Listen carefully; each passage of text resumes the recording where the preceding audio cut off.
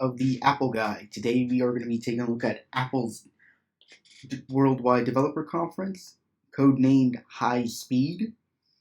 Today they introduced their new iPhone 12, 12 Pro, and 12 Mini, all with 5G technology, as well as their new MagSafe accessories and HomePod Mini. So let's get started.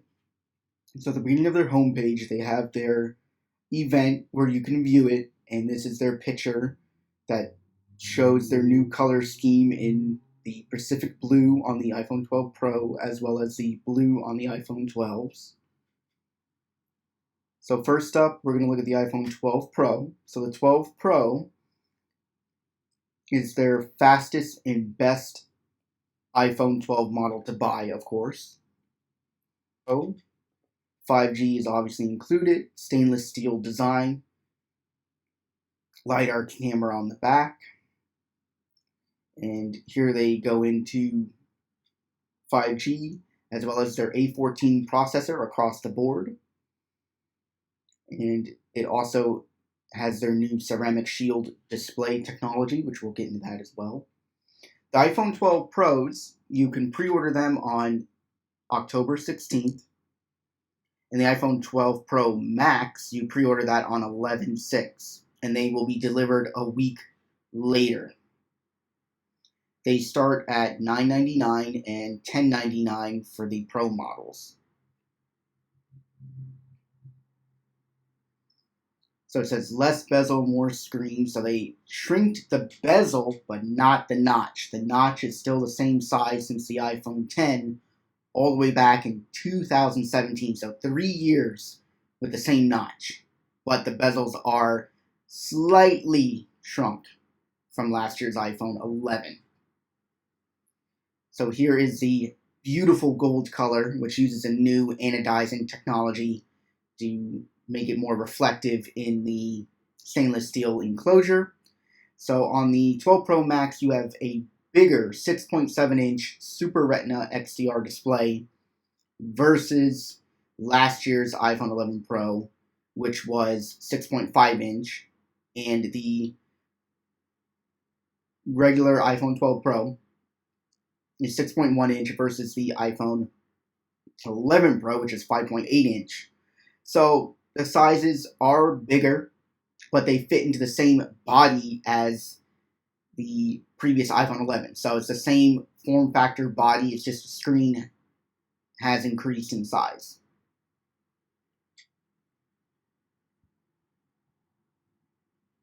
So here is the new ceramic shield glass. They partnered with Corning Gorilla Glass to make a glass that's 4 times as harder, but also can survive 4 times the amount of drops. So meaning if you drop this iPhone, you have a 4 times chance of it surviving a drop and getting cracked. So here we're going to take a look at their new glass technology.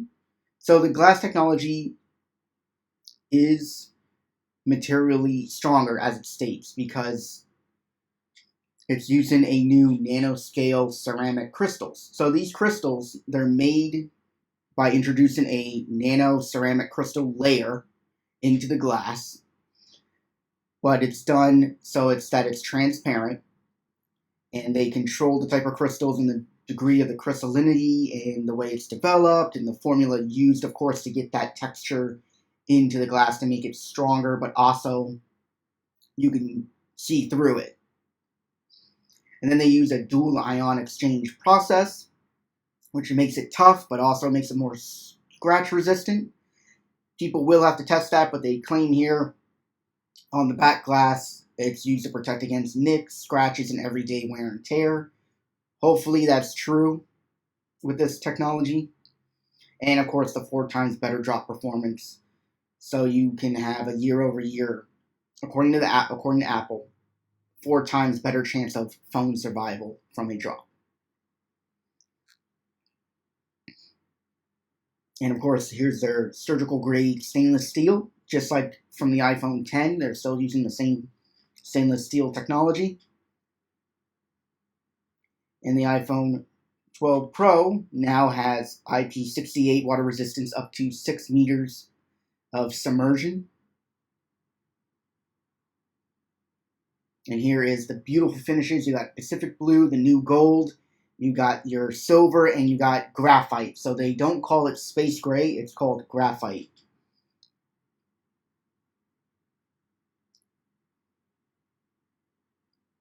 And here's 5G. They partnered with Verizon to build in their ultra-wide technology so it works on AT&T, T-Mobile, and Verizon in the US.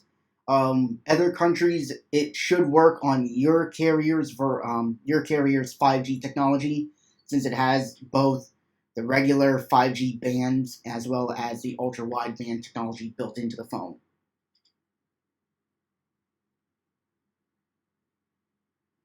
So they're talking about you can download movies super fast and TV shows and music super fast. Of course, with 5G, they said with HDR quality, and they also stated in the keynote that you can get up to 4 gigabits per second in ideal conditions and as low as 1 gigabit in not ideal conditions for your download speeds.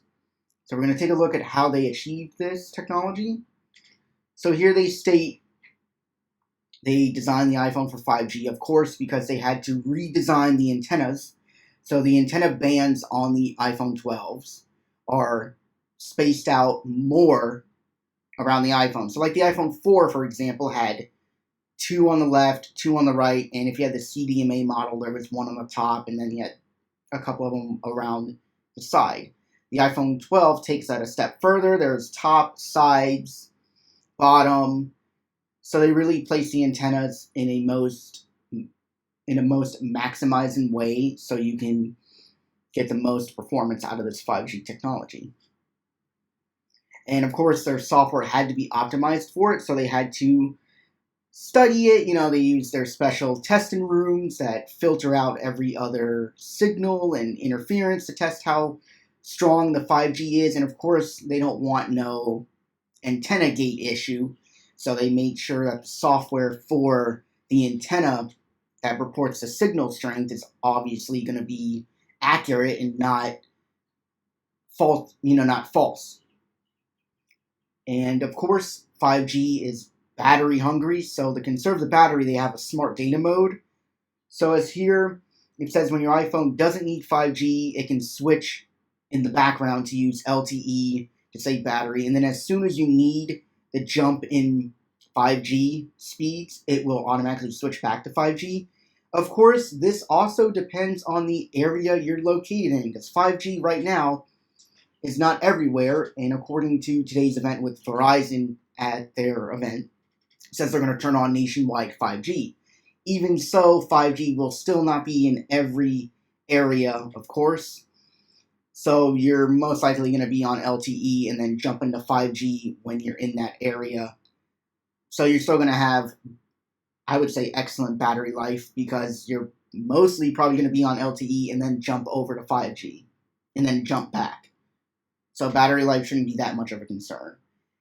And of course, they say this is the beginning because, of course, the iPhone 12 starts Apple's transition into 5G technology. And this should filter down to their iPads and maybe their Apple Silicon MacBooks. But this is how they test the waters with 5G on the iPhone.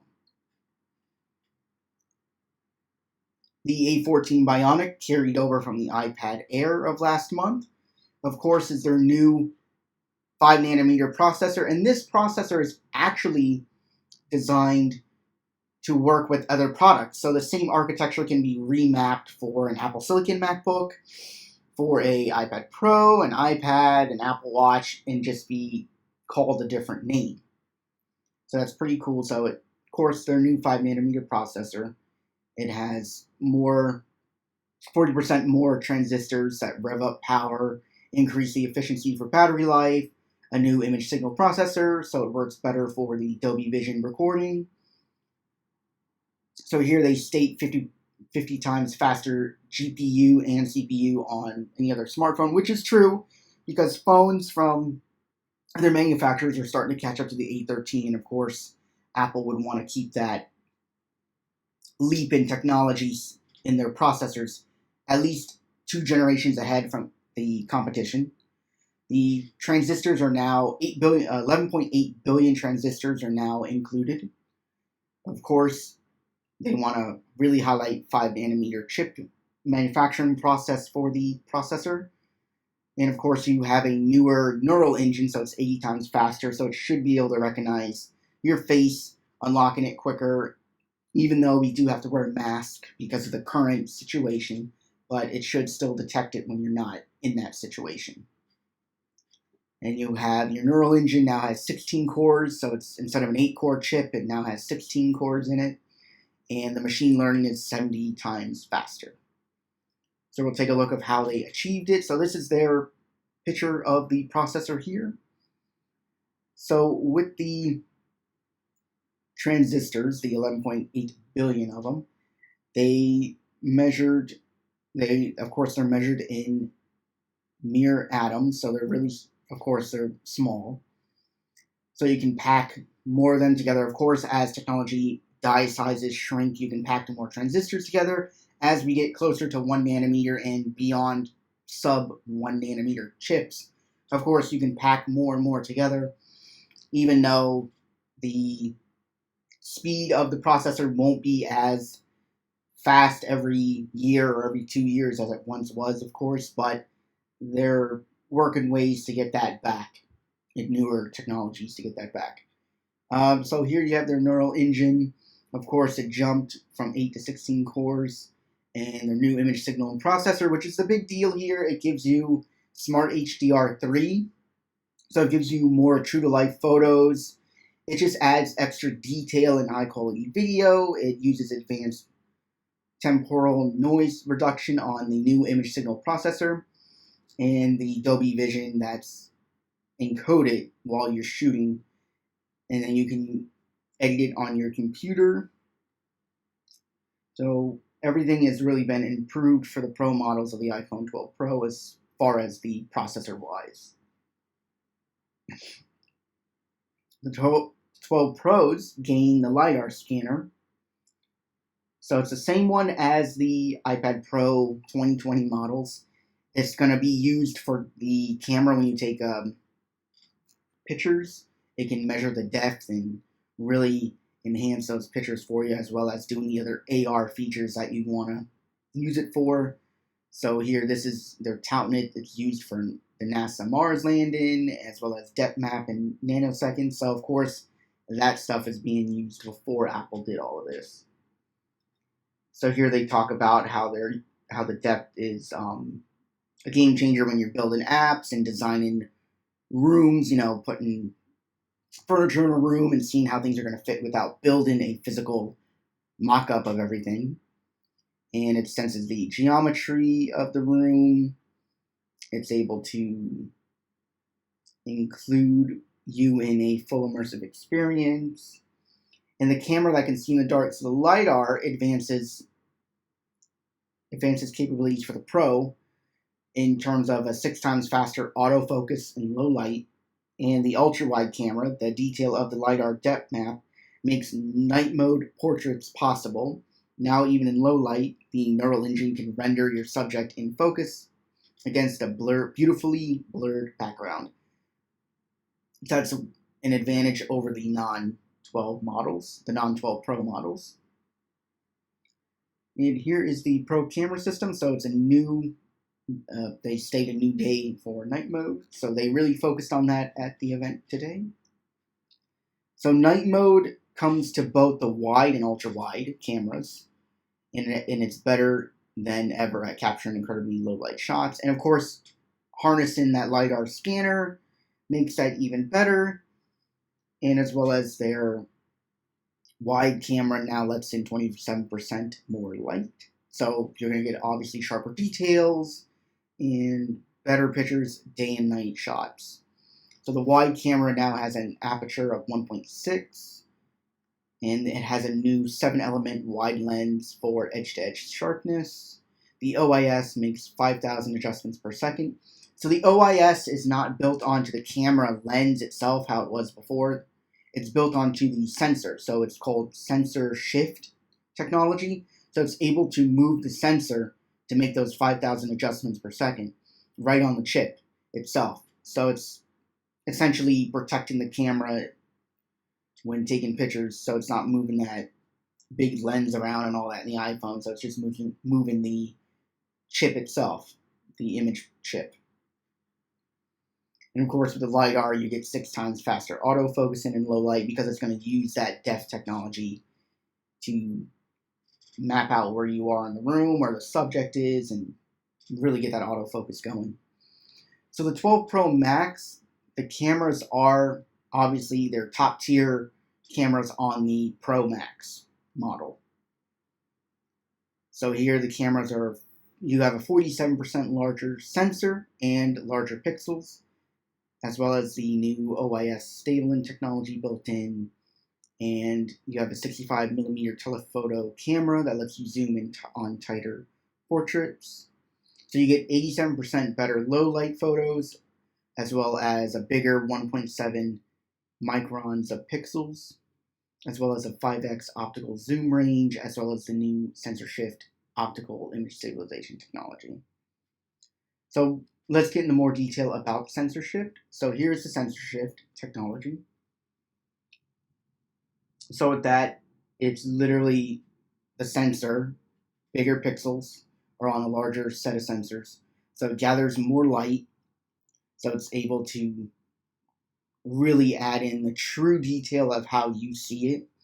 And then it's able to obviously move around the sensor itself. So it's able to get a clearer picture without moving the physical hardware itself. And it gets closer to DSLR technology on the iPhone scale. So DSLR cameras have been using sensor shift in the really high-end cameras. So Apple has adopted it to the iPhone. So it's really good for like if you're taking a picture like it states here on a bumpy road, you get more precise stabilization. So if you're really shaking around the phone, instead of the lens trying to compensate for that, you just let the sensor on the chip do that itself, which is much more efficient. So here's their portraits at night. So this is their night mode. You can see the colors, how it reflects off the subject here, and how it blurs out the background. And here's some more shots, indoor shots on the 12 Pro. As well as deep fusion. So deep fusion kicks in for low to mid light scenes. The neural engine chip, it analyzes multiple exposure pixels by pixel to bring out unprecedented detail in the magnifying glass that she's holding, the woman herself, and the wall behind her. So this is how deep fusion works. So it says it's easy to capture sharp, clear detail when you're taking photos in bright light in mid to low light scenarios like morning landscapes or candlelit dinners. Deep fusion comes into play to render the detail you need for a great shot. So you got multiple bracketed exposures per image. So the HDR automatically does it itself. So here with the deep fusion on the iPhone 12, it goes beyond HDR, and it runs every pixel of the multi-exposure frames through the neural engine of the A14 Bionic. And the neural engine selects the best part of each pixel for the best sharpness, color, highlights, and shadows. Then the neural engine fuses them together so you can get the best picture you can get. And with the 80% faster neural engine in the A14, it brings that computational down in time when taking a picture. So that's with deep fusion. So portrait mode is now fine-tuned. So here you can see the subject in the photo, how the signal processor and the sensor on the camera analyzes this photo and exposes it right and everything else that it does. So here they're talking about AI. So Smart HDR3, it automatically refines, highlights, shadows, and contours even at midday. You can see details in her face, which you can, and the shadows that graduate all the way to the true blacks. So you can see that in the photo that they took here. So here's some other shots with Smart HDR3.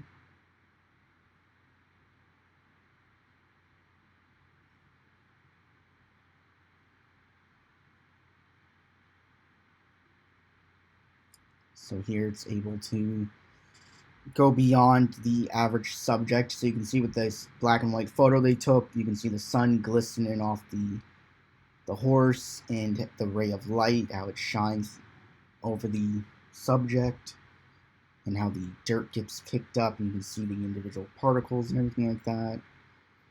So of course, this aspect is using the machine learning part of the neural engine on the A14 to analyze how the picture should turn out with this feature. And of course, with the faster chip, it's going to blow through that pretty quick, and the intelligence rendering decisions that it looks at the saturation, the white balance, the contrast, the textures, and just applies automatically the best result for your photos. So here's photos that are shot on the 12 Pro Max. So it has 2.5 times optical zoom on the 65mm telephoto camera.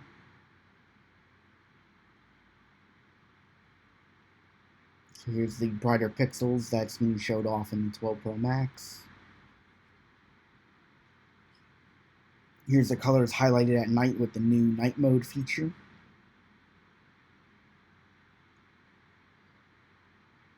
And here is a little snippet of specifications for the camera. So 12 Pro, here's your sizes, and the 12 Pro Max.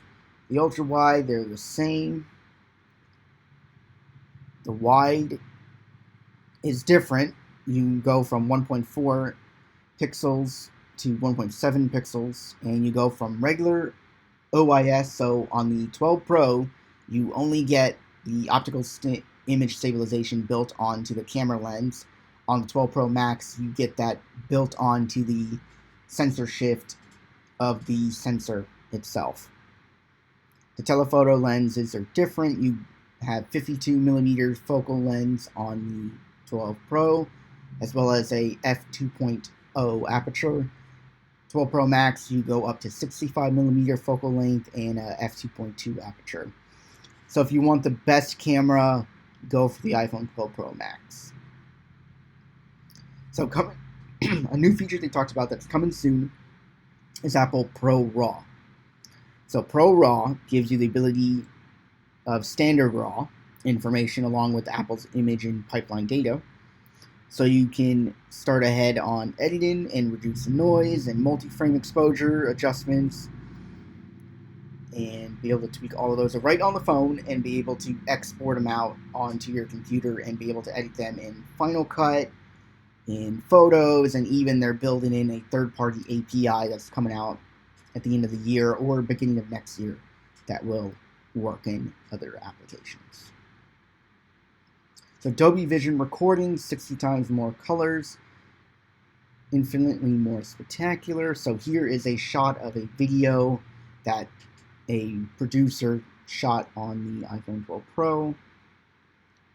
And this is the first camera to actually do video recording in Adobe Vision on a cell phone. So here is real-time Adobe Vision capture. And then, of course, it ties into the Apple Neural Engine and the Apple ISP. And it's enabled by default Adobe Vision when video recording. And the editing features are coming later this year. So it jumps from, the iPhone 12 Pro jumps from an 8 to 10-bit HDR recording. So you get obviously 700 million more colors, making it lifelike. And of course, this will obviously play on the Apple TV that supports Adobe Vision as well as other smart TVs. So now at night you can have a movie quality video shot, as you can see here. So with the iPhone 12 Pro Max, you get an 87% better low light video recording. And the new ISP improves the noise reduction for more detail, which is true from what you can see in their videos. So the True F camera, so you can take a better selfie at night.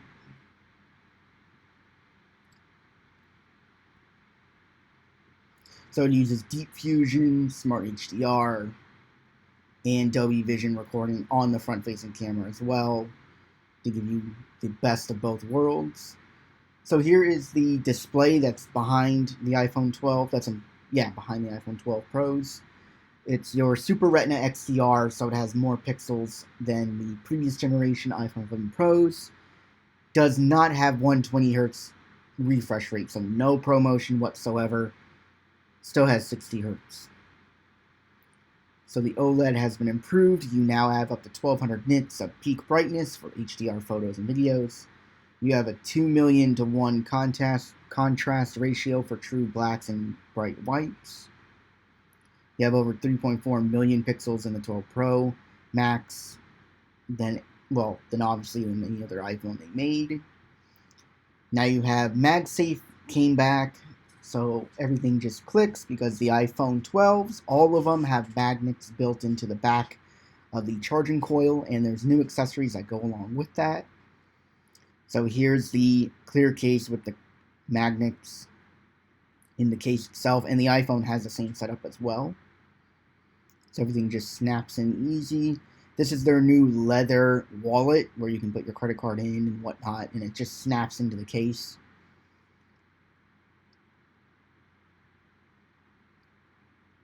And you can turbocharge with this new magnetic charging coil on the back here. And it still will work with any other Qi charge and mat. It'll just line it up better because of the magnets built into it, as well as the magnetometer, and there's an NFC coil in there, and a lot of other cool technologies they added into MagSafe. So that's iOS 14 and privacy built in. So we'll go with the tech specs.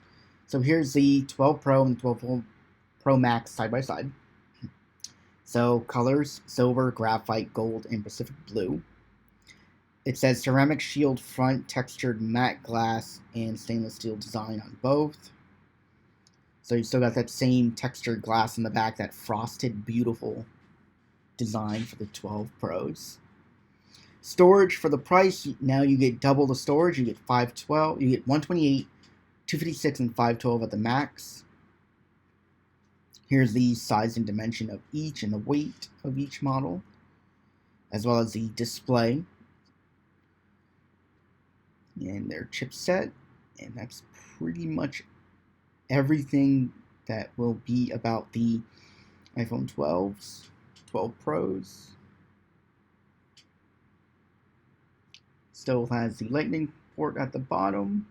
And one last thing, none of the new iPhones today will include the Lightning earpods or the wall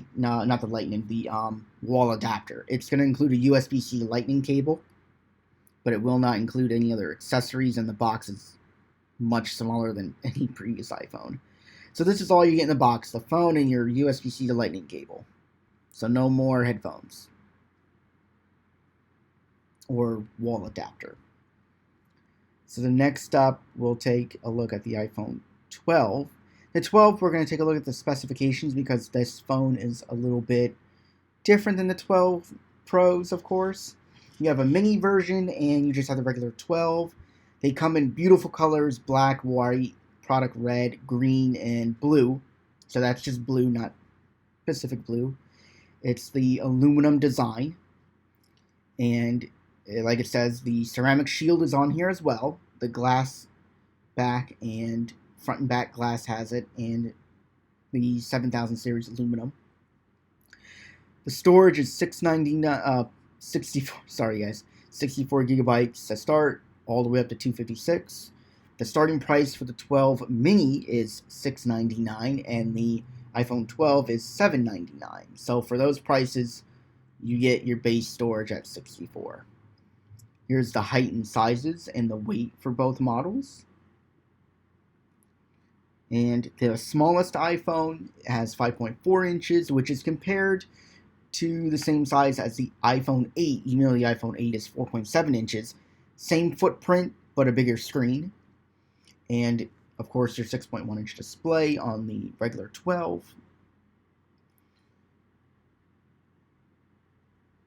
And both models have HDR. You got True Tone, a wide color gamut P3, haptic touch 2,000,000 to 1 contrast ratio, and 625 nits max brightness, as well as 1200 nits max brightness.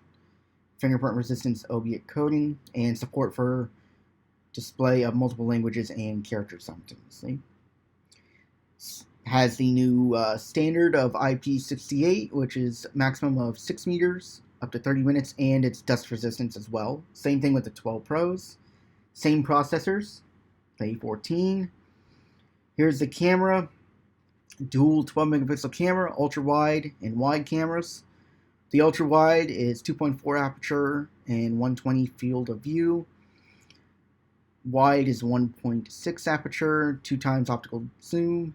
Digital zooms up to 5x, portrait mode with advanced bokeh and depth controls, and portrait lighting with the 6 effects.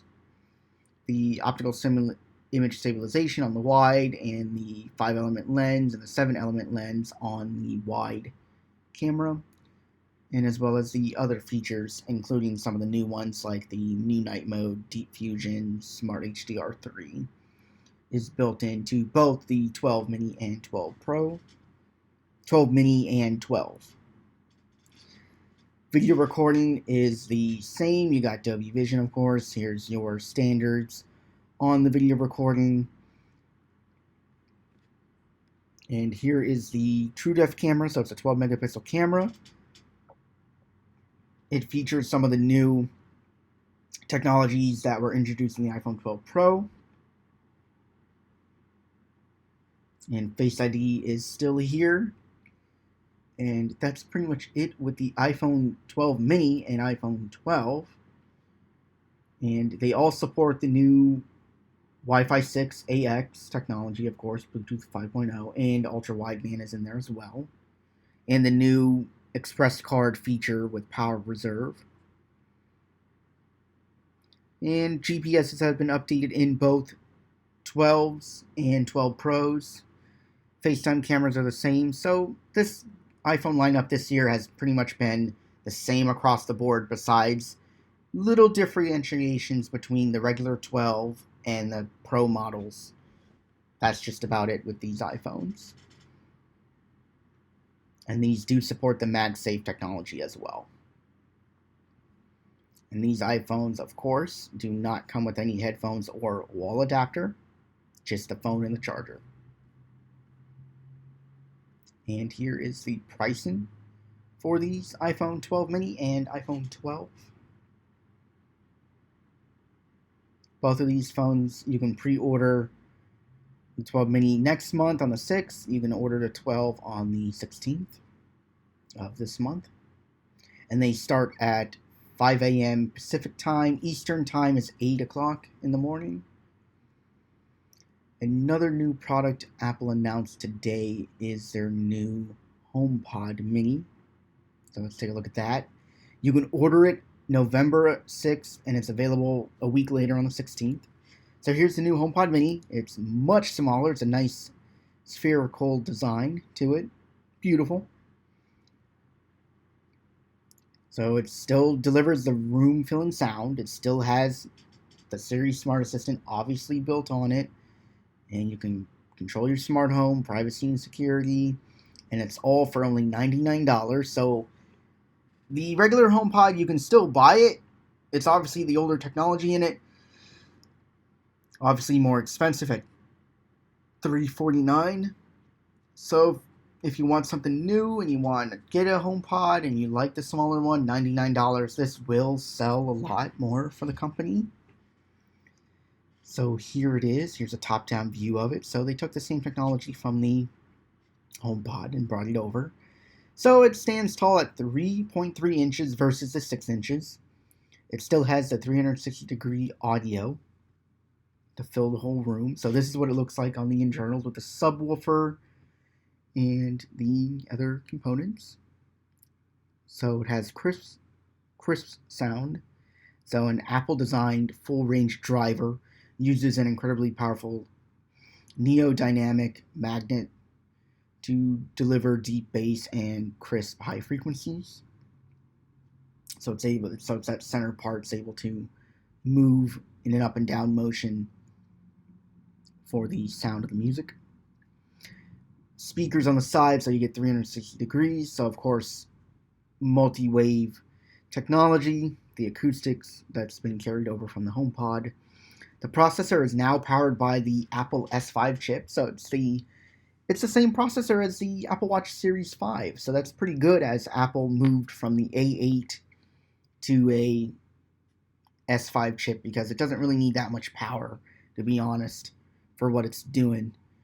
And here's the bass, so the bass is still there on there. Of course, it has noise cancellation, so I can listen to the command.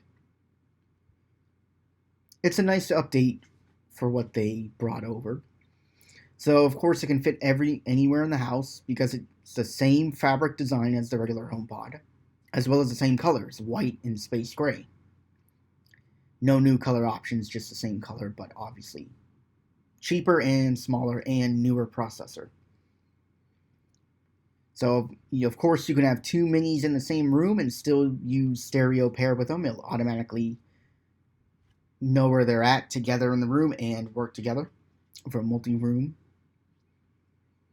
And of course, it's going to work with all of your other products. And the HomePod Mini now lets you carry over music from your iPhone to your HomePod. And when you do that, it does an animation on the iPhone that's like a realistic type of connection in a way. So it looks like a very cool animation that it bounces over to the HomePod, then it bounces back to your phone. It's a pretty nice animation, to be very honest with you. So of course, the Smart Assistant can do everything it's designed to do. Of course, HomePod, as well as play music from not only Apple Music, but other services, as well as their podcast. Pandora is going to be their third-party service. And there are a couple other ones. Amazon Music is another one. Spotify is not on the list. iHeartRadio is on the list. You can send messages off of here. You can set the house. You can use the intercom feature, which you can use on your iPhone, iPad, and Apple Watch to announce to anybody in the house of what's going on, to inform everybody. And it will play in their AirPods and whatnot, and they can reply back to you. It's very cool. And of course, the Smart Assistant is able to recognize who you are in every individual in your household. So you can recognize up to 6 different voices. So you have to set that up in the Home app for the HomePod when you get it. And of course, here's the intercoms feature I was telling you guys about. So you can announce to everybody what's going on, and that's pretty cool. Or to individual rooms. And it will show up on every other device. And you can still control your home through Siri on the HomePod Mini and be able to set everything up. So it's pretty much a smaller version of what was already being sold, but cheaper. And this should make a dent in Apple's market for the HomePod adoption rate. So here is the difference between HomePods. So the HomePod is actually $299, the big one, and the Mini is $99. So you can see here's the differences between the two. The only difference is that the HomePod Mini does not have is spatial awareness and home theater with Apple TV 4K. So if you want those two features, you have to spend the $299 to get the regular HomePod. If you want something cheaper, which a lot of people are going to want to get, you can obviously just get the HomePod Mini and you'll be fine. That is a product that I am looking to pre-order. So that's very good. They made it $99 versus $299.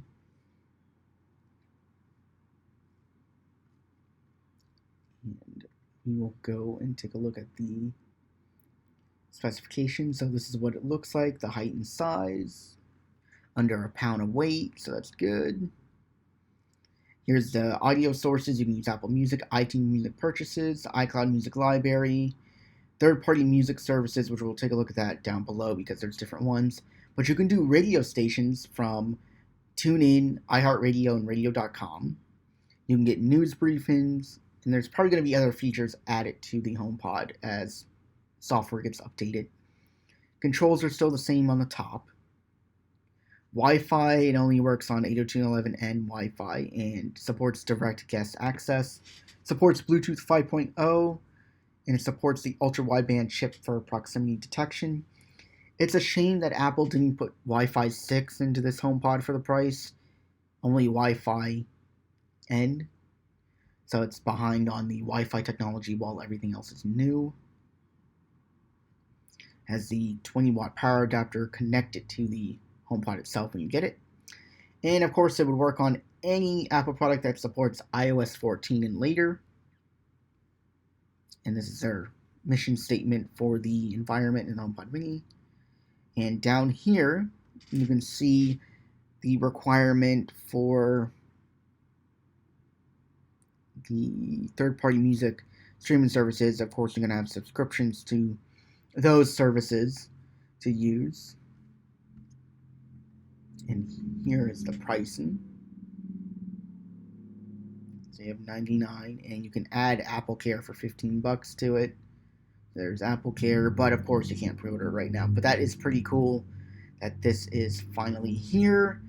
Hope you guys enjoy this video of going over just a few things that Apple introduced on their website. I will be doing another video about their iPhone 12 accessories. We'll take a look at that in a separate video.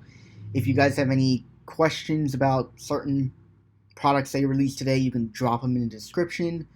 You can even let me know if you're going to pre-order iPhone 12 mini, iPhone 12, the Pros, the HomePod mini, or you're just going to wait for any other new Apple product to come. But as always, guys, I will see you guys in the next video. Like, subscribe, and I'll see you guys in the next one.